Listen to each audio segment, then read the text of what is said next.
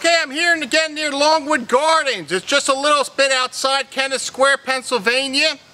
Now, as we were saying before in two videos I was doing before, we were talking about the Indian Hannah myth.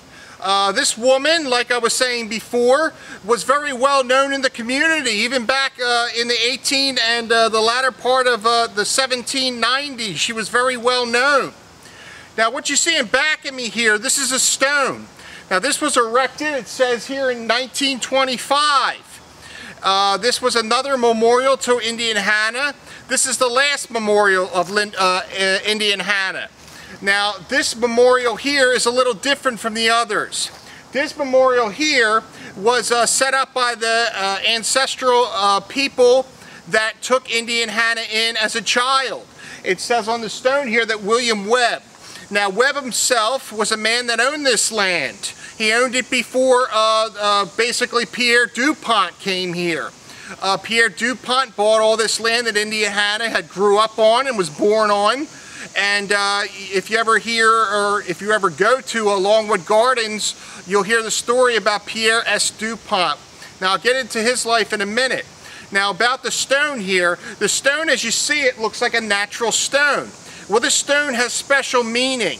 Now, when they were erecting this monument and the committee was put together in about 1923, they decided to make a memorial. This is the first memorial of Indian Hannah's birthplace. Now, the stone was chosen very precisely. What they did is they wanted to have a stone or some material as a memorial from Indian Hannah's life, where she lived. Now, this stone was taken from the west branch of the Brandywine Creek, near where she had her cabin across on a vale, as they said. Now, that's near Northbrook. If you ever are in Chester County, you'll know that Northbrook Canoe Company is in this little town called Northbrook. Now, Northbrook was basically an agricultural area.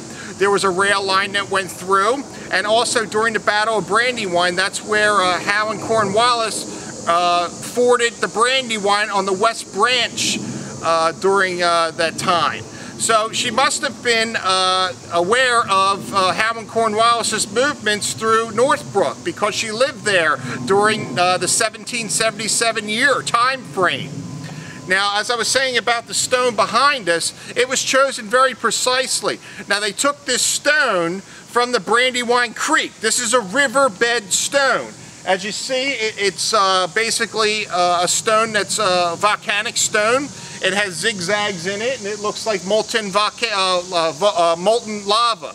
Now, this is an old stone. It probably dates back from probably around 300 million years, as I was doing some research on the stone. Now, this stone is special. It had special meaning to Indian Hannah and her people. That area where she had her cabin, Northbrook area, was sacred. It was the only land that she really called her own. Now, when, like I was saying, with the English coming into the area and farming the area, Indian Hannah only had a couple places where she could go. Now, her mother and her grandmother, in the early part of her life, probably around the maybe 1750s up to about 1760s, were Indian, it says right here, was Indian Sarah was her mother, and Indian Jane was her grandmother. Now, ironically about this, these two individuals, her mother and her grandmother, traveled with her. They traveled with her across different parts of Chester County, as Indians did. They migrated in the area. And also, they went as far as Gloucester County, New Jersey, and also near Cape May County, New Jersey, that these Indians traveled to. Now, doing a lot of research on Indian Hannah, I found out that her movements were in this general area. She would move in this area, she would move out of this area. It was basically when the winters hit, she went towards the coast, because it wasn't as snowy and cold, I guess, near Cape May in that area. The shore didn't get as much snow as Chester County did. So when the summers came, she came back to this area. Now, Indian Hannah traveled. When her grandmother and her mother died, she was the last of the tribe. She was the last person in this area. Now, she traveled kind of, if you ever seen some documentaries where you see people walking up and down roads and carrying things with them. This is what Indian Hannah did. She had a horse, and also she had 2 dogs, and she had a pig, and these would follow her around. So when people saw Indian Hannah go by, they knew who she was. Here's the last Lenni Lenape Indian walking with 2 dogs and a pig. But during the latter part of her life, like I said in the previous video, she suffered grievously.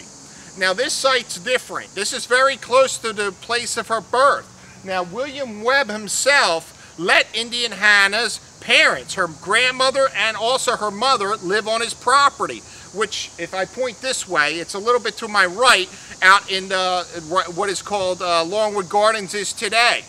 That's where they had their not teepees, they were actually huts that they made and they lived in. It was probably most likely log cabins that they lived in during this time. They really built structures that they knew that they were going to stay for a while in, but when they traveled, they probably made what was called wigwams. Now the Indians, when they traveled, would gather sticks up and they would make a shelter.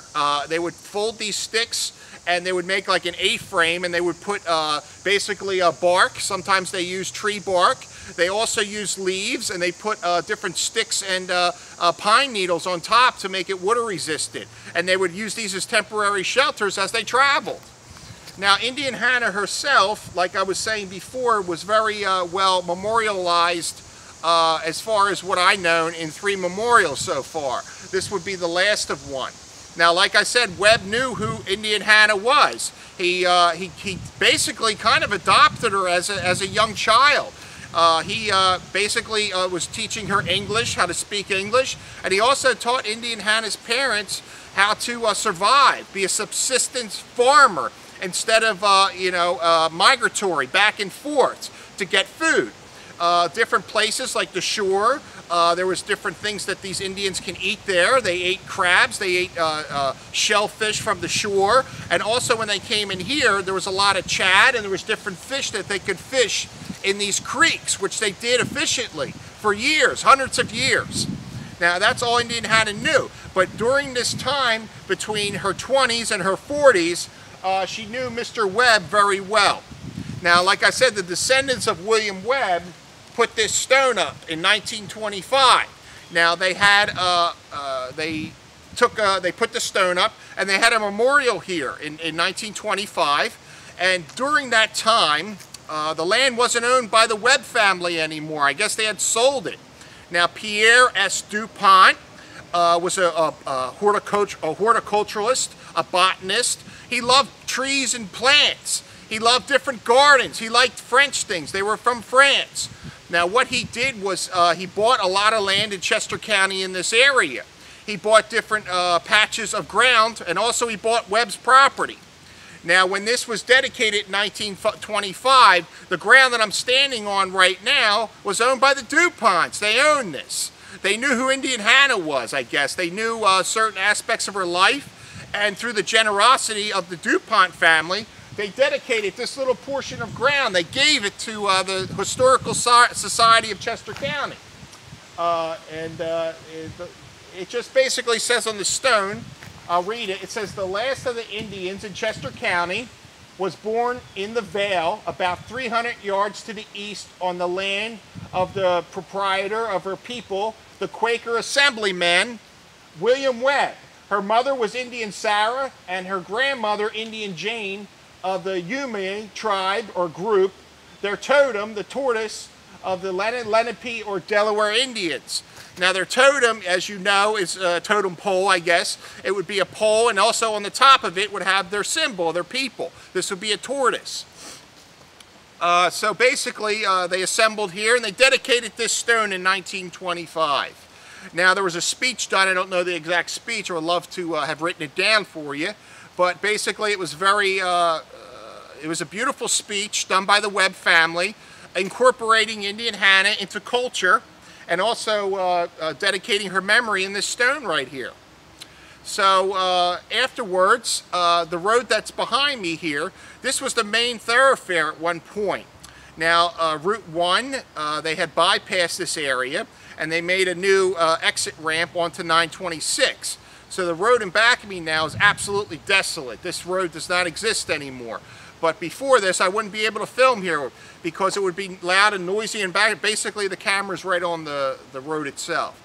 But this property now is owned, it went back into the Longwood Gardens property, this road right here. It's a private road. I did get permission to come down here and film this stone.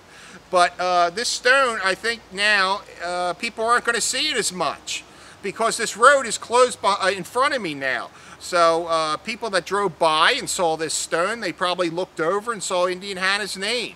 But now, basically, the stone's in the middle of a field now because this road doesn't exist. So basically, I know where it is because I drove by many times. But as I was saying before about Indian Hannah, she was a very interesting individual. I'm very proud to have done a lot of research about her and to know about her.